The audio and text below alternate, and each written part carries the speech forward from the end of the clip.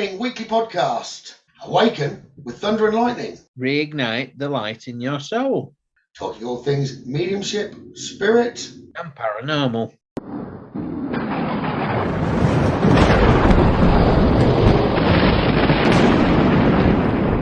I'm Gavin.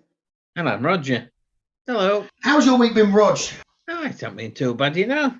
Don't been too bad. Good. Mine's not been the best, but I'm still looking at it bright and colourful. Well, it's one of them hands you've been dealt with, so you've had to deal with it best you can. I'm sure I'll get there in the end. Yeah, Facebook and hackers, but not going to rise to their level. It'll all work its way out, but it's just taken a few hours. But other than that, it's been a fantastic week.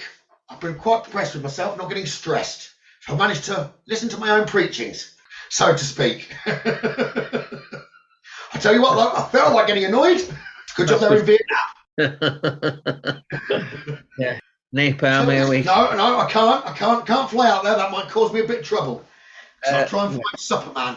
So I think he tried to spell Superman, but it's Superman. That did make me chuckle. But this week then, Roger, we thought we'd talk a little bit of crystals. There we go. We'll go down that path. And Roger really is a crystal man. He was just telling me earlier, his lump of moldavite he's had for 20 years. And he's got it in his drink. Some of you might wonder, what do you mean it's in the drink? So Roger, talk about elixirs. It's I use it in water to energize the drink. If you think about the human body and we're 70% water, why can't we energize that water? Or energize at least whatever we ingest? So I've used for a while crystals to energize water. And what I tend to use is moldavite. It's quite a high energy crystal. And then with that, I use, or you could use something like Herkimer diamond, which I do. So that's a doubler. Magnify it, wouldn't it? That would magnify it, Roger. Yep, magnifies it twice, at least. It doubles the energy. And also with that, there's rose quartz and amethyst. Rose quartz has love properties, and amethyst, that's other higher connections as well. So, yeah. Fantastic. Elixirs, sir. I would recommend anybody use them. I even make my good lady Suzanne drink them as well. That's wonderful, because basically we're made up of a large percentage of water. So if we can change the vibration in water before we drink it, then it can bring wholesome benefits towards us. So it's not just the benefit, well, crystals can be one way of doing that to water. Obviously, with Reiki, and Roger's also a Reiki master, it's understandable the energy from Reiki. There are certain symbols that can be used where you can actually increase the vibration even more so with the Reiki symbols. So, Roger, do you use the Reiki symbols on your water with the crystals? I'll put him on the spot now. You put me on the spot, and to be honest, no, I don't. Now that you put me on the spot, I will certainly do it tomorrow. That being Friday. Herkimer diamond magnifies the vibration. Wait till you've done it with the Reiki symbols as well. I will certainly give that a try tomorrow, and let's see what I shall report back. Wonderful. But no, that is one way with crystals. You can use them in water and what you drink, so it can change your vibration and age your vibration, which is very, very useful, not just for everyday living, but it can be very, very useful with development and raising the vibration, keeping the vibration high. I know crystal-wise, I use a lot of crystals when I'm working. I have quite a few on me just that I wear every day that just keep my vibration high, because crystals can aid with that. But I know when I'm working and I've got like a little bag with crystals in, that I'm actually got, although some of them are the same, 51 crystals. I know about 12 of those are Herkimer diamond. And then I've got the Synergy 12 and various others. But the power of crystals really is phenomenal. It really can aid with connections. It can aid with healings. They can aid with healing on an emotional and a physical basis. You've got some that can withdraw negative energies from within, some that can withdraw negative energies from around, and others, like we said, that can raise your vibration greatly. I know one of my favourite ones for raising vibration is moldavite that we've just mentioned with regard to Roger.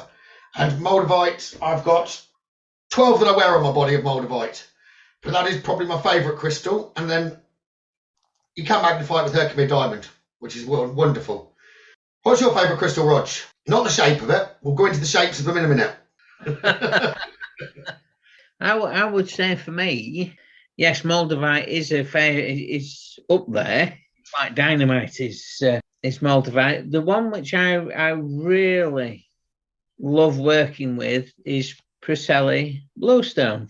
It's an energetic vibration linking to the likes of Stonehenge and Ascended Masters, especially, or ancient masters like Merlin. It's got a lot of metal in it then. It's got feldspar and other old stones, but yeah, it also attracts dragons. It's very good for working with dragons. Is Priscilla Bluestone. So Merlin, dragons, and connections to your megaliths and monoliths and your stone circles. That type of energy you can connect. You said it's got a link to Stonehenge. Are you saying that Stonehenge stones are made of? Some of the stones within Stonehenge are Priscilla Bluestone. They're huge then. They're not tiny. Would they be the top capstones by any chance? No, I think they're the freestanding stones which are around the larger of the stones. In which case, they're bloody huge. Well, yeah, I'd like one of them in my front room. Do you need to make a gap in your ceiling upstairs? Well, that's it. Yeah, I'm all right. I've got concrete. The plugger that's going to carry it. I think you're going to need a giant as well. Well, I've got concrete floors, so I'll be all right. Yeah, and another stone which I love working with is blue kyanite. Wonderful energy, and I find that one in particular brings your chakra system into balance. It's not an easy stone to work with initially, dependent on the balancing issues you've got. When I first started using this, my heart chakra was in two places. And it must have taken a couple of weeks for that to actually pull back in line. And you can actually feel it doing that. And it makes you feel a little poorly. Like the yeah. But once it's brought everything back into balance, it's absolutely fantastic stone to work with. I know that the Synergy 12, that I love working with, and for those developing, I wouldn't suggest everyone just rushing out and gets it. They're extremely powerful, they're life-changing, and they can raise an awful lot of issues when you start working with them. They can make you sweat. That's not the big problem. It is the realignment of all the energies. But it's trying to work through those if you're going to work with all 12 to start with. In some ways, it'd be a lot better to build them up one at a time to use them all, but that's not. I jump myself straight into the deep end, and so straight away with all of them. But some of you might be thinking, crystals, I like the idea. What on earth and how on earth am I going to choose which ones I want? Don't worry about that. I'm sure Roger will agree. When you're starting out, have a look, whether it's online or in person at a crystal shop, although I'd say online you're likely to get a better deal. But if you were doing them from a shop, at least you can pick in person what crystal you're actually going to end up with. But go with instinct. See what you're actually drawn to. Then look up the meaning. You'd be very, very, very surprised at the meanings of the crystals, the spiritual meanings and what they can do. They will link into you perfectly. You'll look afterwards and think, now I know why I chose that. I know why I chose that. I know why I chose that. Which can also aid you on your spiritual development because you can actually trust your instincts and your intuition from what you've actually chosen. But would you agree with that? If you don't need to worry about what crystal, by like going and shopping for a particular crystal, turn up and you'll be drawn to the ones that you need. Well, that's it. That's the best way of describing it. If you can, go to a shop if you're starting out, and you will feel instinctively drawn to a crystal or an area, a colour, and you'll go over there. What I tend to do is just put my hand over the crystals, and you can actually feel a draw to whichever area. That's your problem though, Roger. The very first shop you went to was at Stonehenge, wasn't it? And you wanted to take one of the bloody monuments home with you. Well, the first one I ever went to was it was one of the rocking porters of massive warehouse, and I walked in and there was a 6-foot high amethyst geode. I put my hand in that at the back of my hand, and it was like an electric shock. It was, I got a hell of a belt from that, and I thought, oh, I like this. Yes, it was a bit out of my price range. Still is. I try not to look at the prices of some of those that are hanging up. I know I did get that first thing was like, it was really toxic, was selenite, which of course it wasn't toxic, but the energy coming from it was like something you've never known. When I first, Marie, my partner, got a box of it. They weren't that big a box. It was like opening it up and needed sunglasses. But the feeling of the energy was just like changed the whole room. I wish I could get that feeling from crystals again nowadays. I'm sure Marie would be exactly the same. But the more you get used to the higher energy crystals, you just don't quite feel it the same as you did the first time round. Well, they've all got fantastic qualities and characteristics. And that can be between individual crystals of the same type as well, can't it? Some people are drawn to one, while the other might think that's got no power at all. That's right. It's whatever suits you. Whatever rocks your boat. Yes. But no, we've already covered then like well-being with them in water. They can be very good for development. I'd also say they can be very good for illness. It'd be different types of crystals. And by illness, they can help reduce pain. They can also reduce negativity. But they can also work in a way that kind of is hard to believe in the mind, like trying to reduce negativity out of your life and things and reverting that energy to a positive energy. Would you agree with that, Roger? Yes, I do. Totally. And if I was to say pick development, illness, or the converting energies, what path should we go down first? Any you like. I was putting it to you, sir. Illness, then. I was going to say, because I'm tick-tock and tickety-boo. Tip-top. Beat you to it today. Yep, you have. So, illness. So they can absorb, can't they, as well as taking away pain? Yes. And I couldn't name a particular crystal because they vary on a condition. All right, 23. I love wearing that for development reasons. Yeah, well, it's also, I find it's a healer stone as well. I do a lot of healing, so that might be why I'm wearing it. Not every stone, if you read the books, not every stone does exactly the same for every person.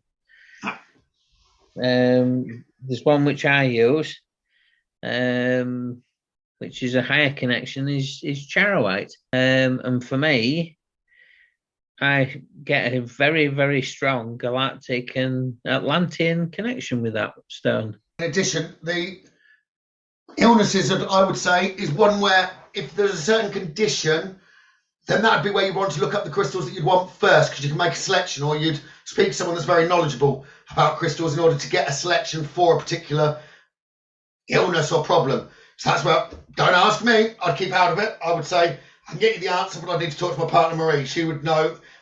I'll be able to come up with far better knowledge on crystals. She's got qualifications in that area. I'm just one of those people that are drawn to certain crystals rather than particularly looking them up first. But with regard to illnesses, you'd want to look them up first to know what's what and what ones to combine together, which I'm sure Roger would be able to do as well. Just going back to what I was saying about charoite, it is. I find that it's a multi-dimensional stone. For me, it works with the galactic connection, so it's working with the third eye and the crown, or the higher chakras. It's fascinating there. And I've just got very quickly, my guy John by the side of me, Roger, and I know this is changing the subject slightly. He just wants to ask you a joke, or he's telling you a joke. He's wanting you to know what's red and bad for your teeth. Go on. A red mallet, apparently.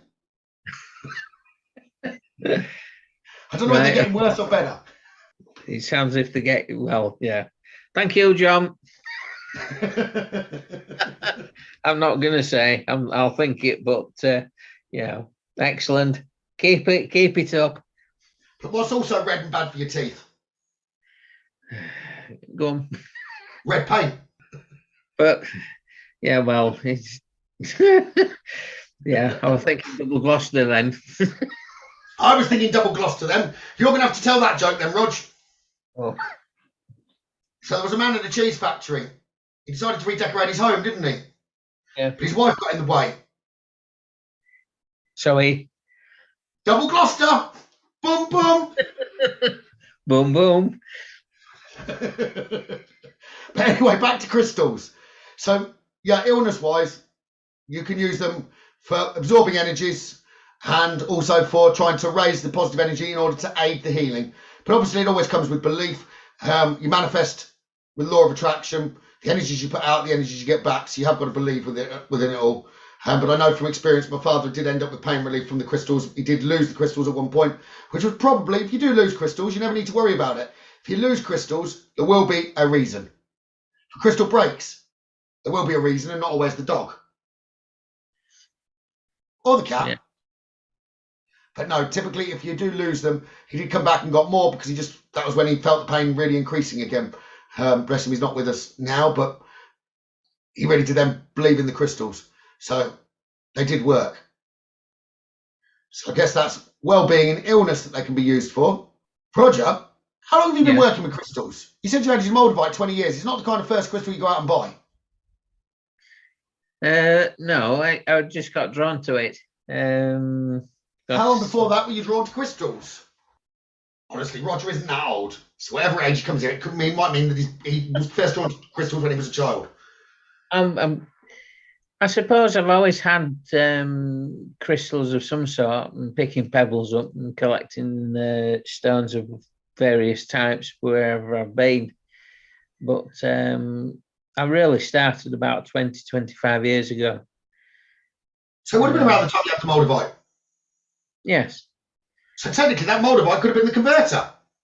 Yes. Moldavite along with blue kyanite and chevron amethyst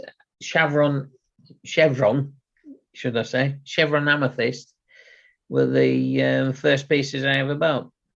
Amethyst Moldavite would have been one of the first two that I pretty much worked with.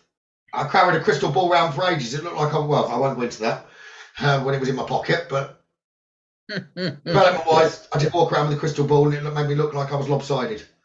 Yeah, and quite early on I bought some selenite as well. So that's a nice good cleansing stone. It clears negativity. Very much. And it can recharge other crystals. Oh yes. Oh yes, it does. Aura, it can aid with healing, it can aid with balance. Well, so does amethyst. I did not realise until this week, I think it was within the last 7 days, that selenite used to make old glass. That makes sense because the rarest form of selenite is clear. Selenite that isn't clear is actually not selenite. That is interesting because the selenite that isn't clear isn't actually selenite.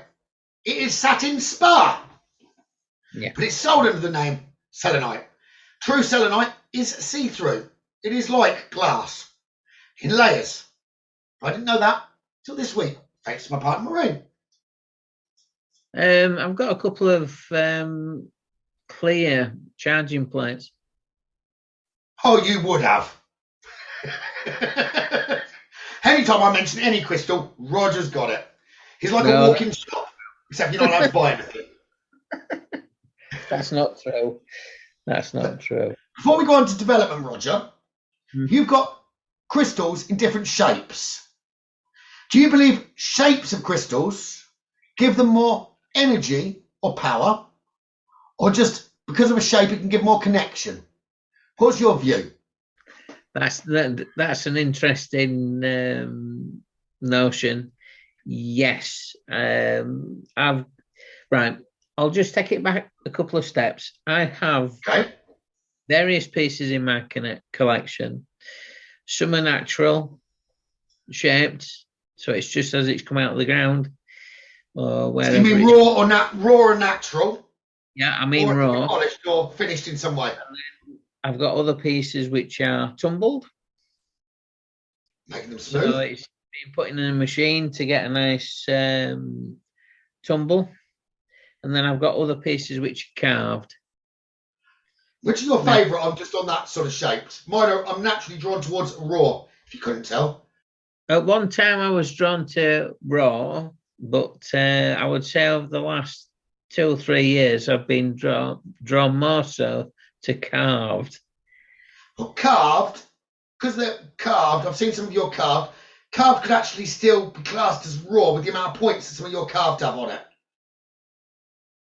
Yes. Which we'll explain in a minute. Some of the crystals are carved into skulls. Lovely.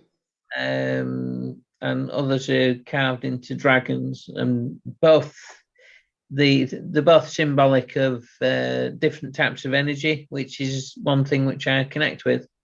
Crystal skull energy plus dragon energy as well.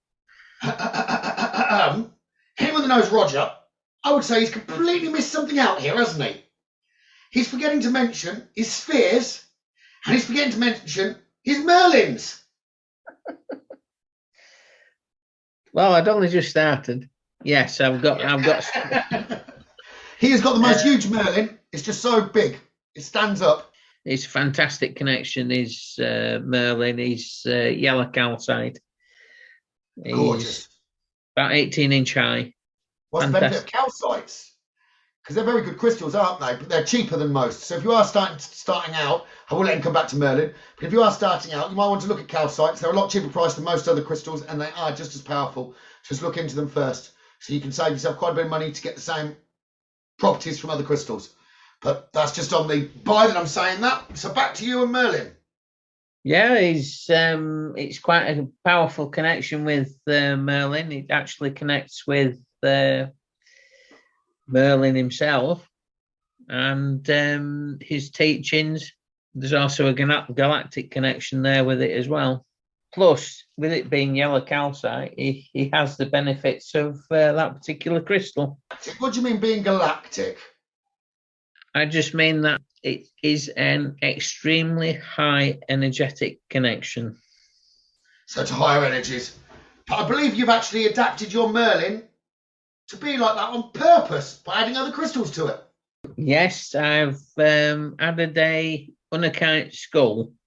When he first arrived, he was carrying a amethyst sphere, and I thought, no, it needs something else. It needs something to give it a bit more of a lift, and unakite sprang to mind.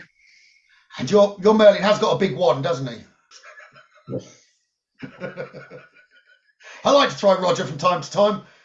Yes, he's actually thrown me at that particular point because I wasn't thinking wand, I was thinking more staff.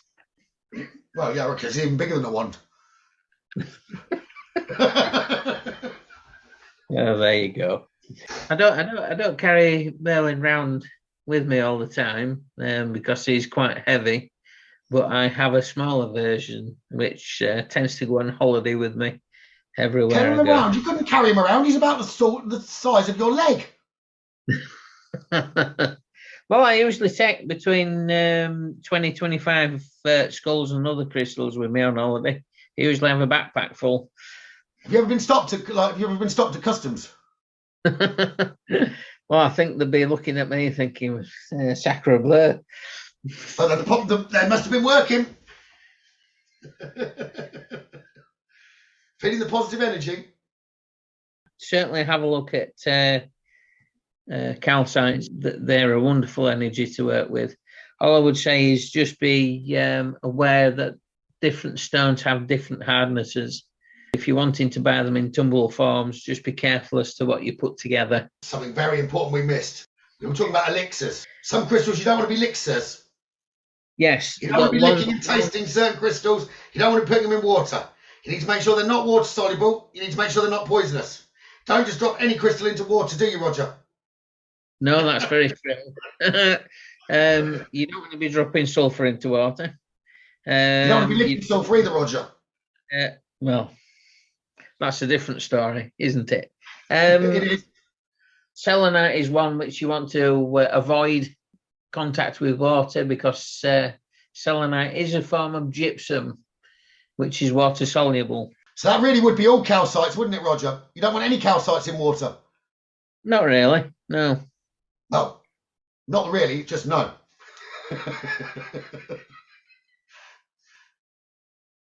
No. But actually, I did find something else interesting in the last 7 days about calcites. You know when they're all shiny, Roger? Yes.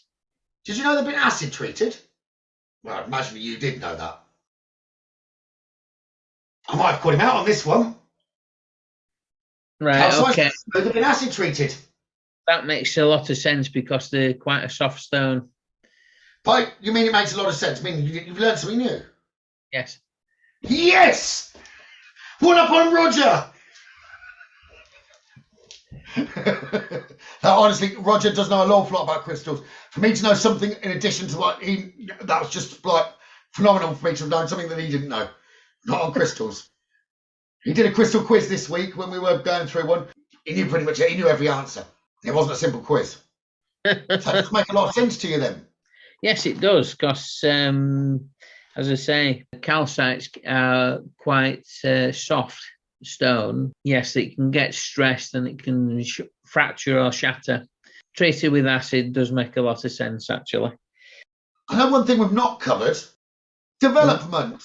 Have you used crystals to aid development? If so, have you used them by carrying them around? Have you used them for meditations? I know there's probably a difference between meditation and development actually here. There's probably two different subjects. So actually we'll come back to the meditation one. I even claim that now that there's two different subjects here. But development-wise, developing. Yes. What would you say to anyone developing? Because most people, if they've not heard of crystals being powerful, what would you say? I would start off with something like amethyst. Well, an amethyst.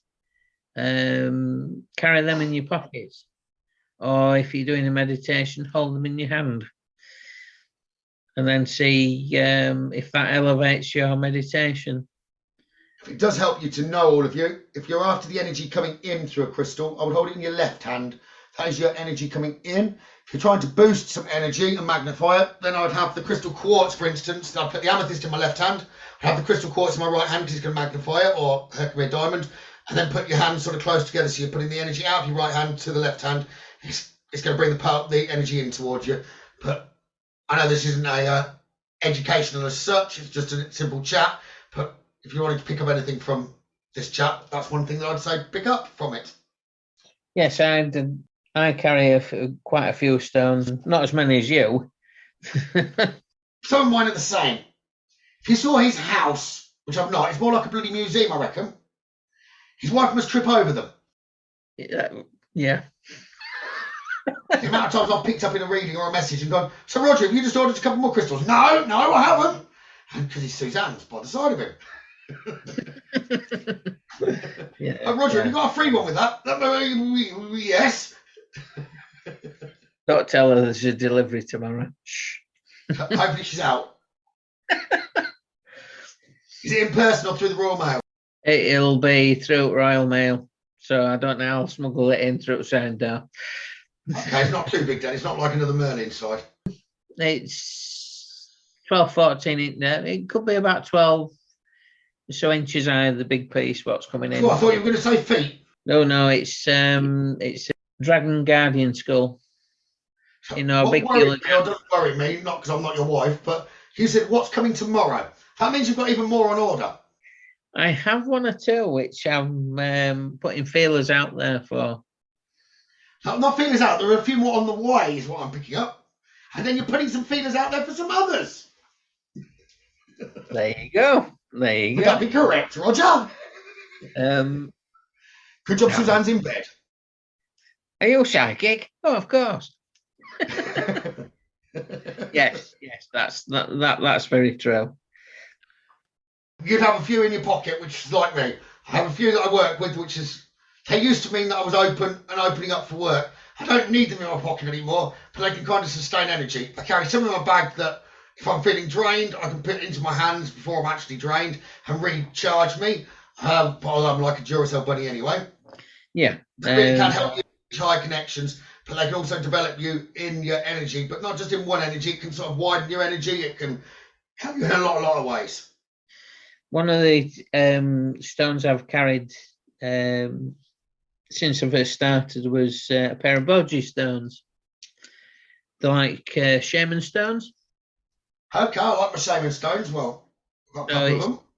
There's a male and female aspect to them. Okay.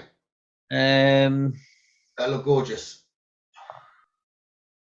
What I've used them for well over 20 years now. It helps me discern when I'm talking to people, especially at work, where I don't think somebody's telling the truth.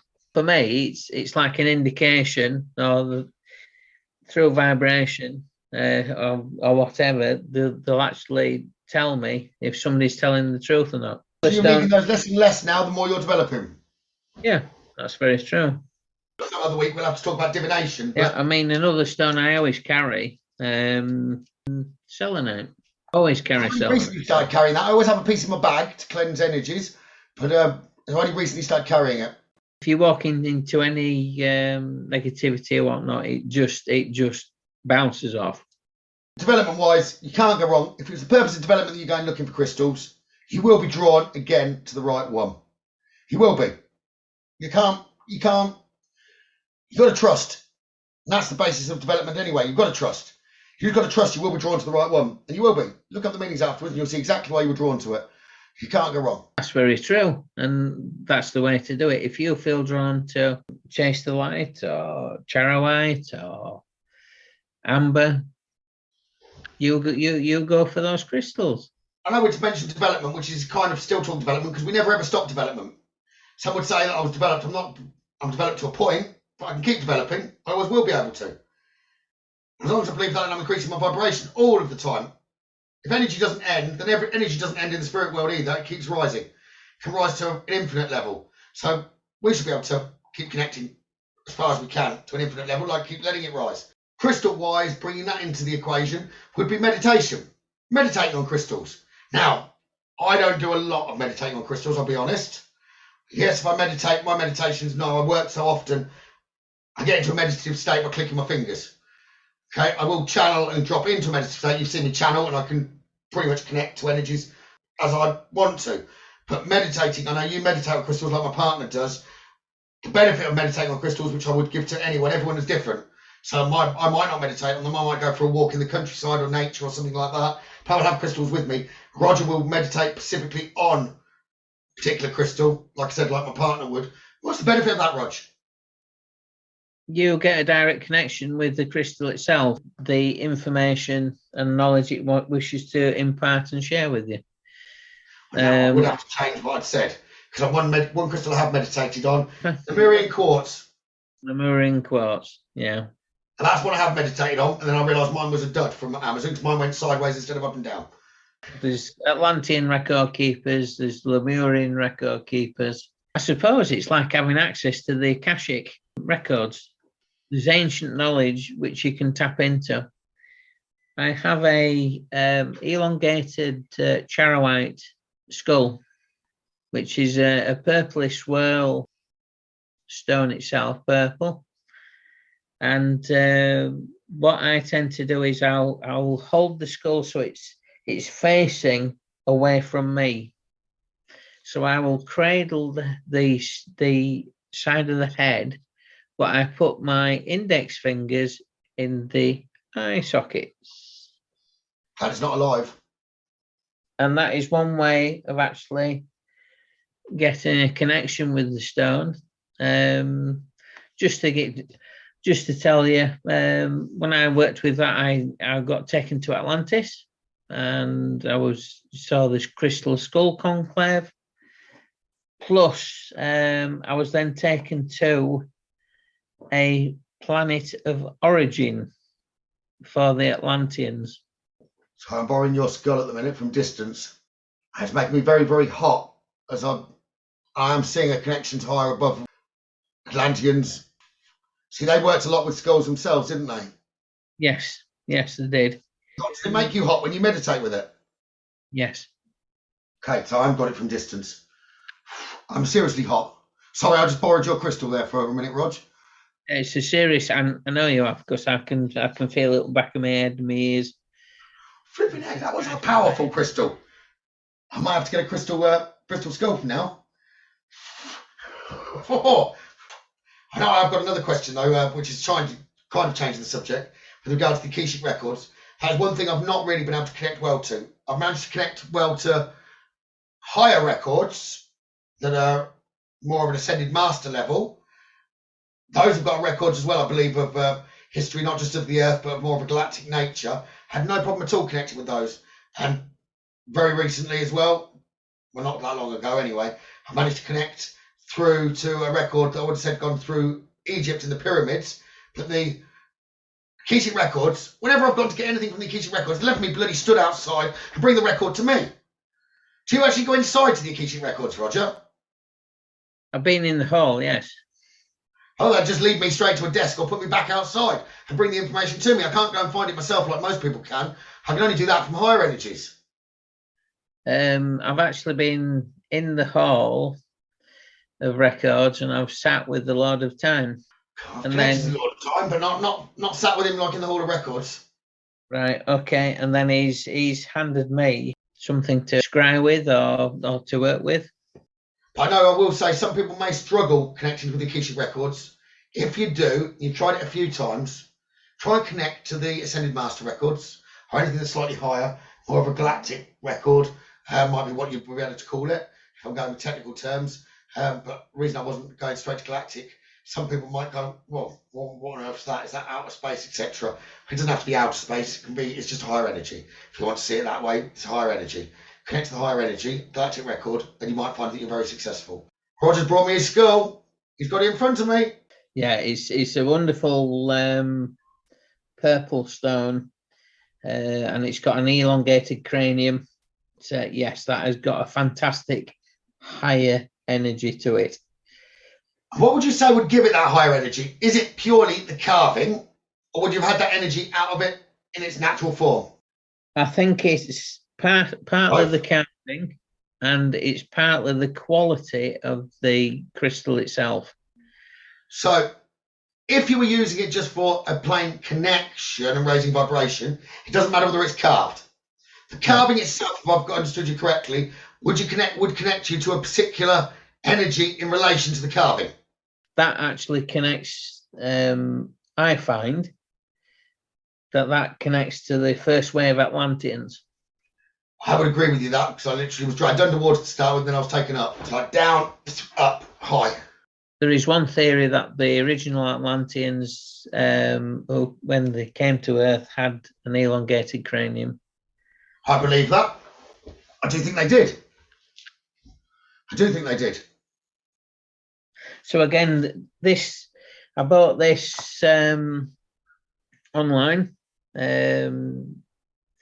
Spirit was talking to me for 2 or 3 nights, shouting at me about this, and I thought, well, I'm gonna have to buy it. So I thought, well, I don't know why they want me to buy it, but I'll do what they say. I followed that, and then it's just enhanced my connections with galactic and Atlantean energies. So fantastic. Thank you, Spirit.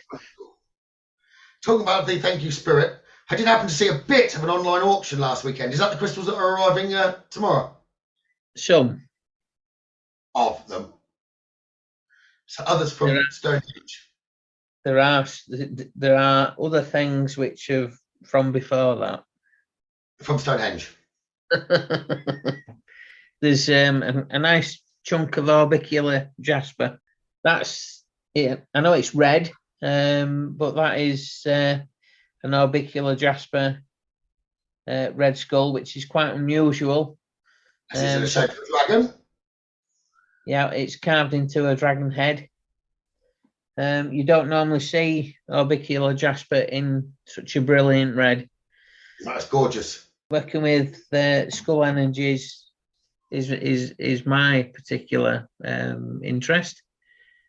For me, it connects with the Crystal Skull Conclave, who was created or brought in around the time of the Atlanteans first coming onto the planet, just to tap into universal knowledge and energy. That's lovely. Supposedly, a certain number still in existence today. Do you know where? I believe that there's one up in the Arctic Ocean somewhere. There's another one in South America, another one in Egypt.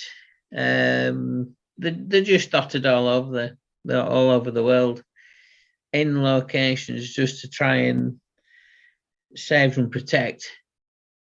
Those are tremendous vibrations in those areas, I would guess, would why they were there in the first instance. Yes, and to keep hold of the knowledge so it can be imparted at a later date. One of my guides always comes through each week. We've had 3 weeks now of John, Jane, Dexter, so I think we're back round to John. So I don't know what he's going to talk about this week, but I will start to bring him through. Hello, everyone. It is John. Hello, Roger. It is nice to see you again on Thunder and Lightening. It is a lovely talk you have done on the crystals tonight. Very lovely. It's a shame the cameras are not on so they could see your big one. Your big skull. Yes. To explain as no one has camera on, they will wonder what I was talking about. But anyway, this week, I will mention very briefly, crystals on their own, without a mindset, will be useless. If you categorically do not believe in them, they will not do anything for you. You need to be believing in them or allowing yourself to tune into the energies. You'd agree with this, Roger, wouldn't you? Yes, I certainly would. Good. I'm glad you did not argue with me. Me and you could have fallen out. Oh, we don't want that, John. But also, this week, separate from crystals, you may have found that your energy has felt a little, as you would put it, weird. You should find that your energy is coming back as stronger. Lots of people will try to throw you off of the path and try and talk and sound all knowledgeable to do with the Lion's Gate. Forget that. Just know that the energies are positive and coming in your way. You can tune into these positive energies, but to do so, you need to keep your thoughts positive and your words positive. See, they may be positive energies, meaning you can manifest more. But if you are in any doubt and your words are focusing on fear and problems from the past, and your thoughts inside are focusing on fear and things from the past, you will manifest them 10 times more quickly. So if you want the 10 times effect to work in your favor, make sure your thoughts and your words are aligned together and in a positive nature. You see, if you focus on the past and what went wrong in the past, you will manifest it the same again, but with someone new or with something new. So focus on your true desires, what you want, and believe it's coming. Have hope and faith. 3 words I have got the medium to understand very well when he talks about the development is a belief, faith, and the intention. What are the 3 words, Roger? Belief, faith, and intention. He was listening to me. I tried to confuse him with them in a different order. Intention, faith, belief. Have an intention of what you want, have faith it is coming, and really believe it is coming. Here are my 3 words for you this week. Remember, intention, have it. Faith, make sure you have it. A belief, really have it, and you can have anything you want.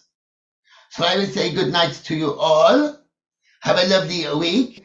So good night, everyone. Good night, Roger. Good night, John. Thank you. You're more than welcome, my friend, and you're all more than welcome at home. Lots of love. Bye. So that's me back now.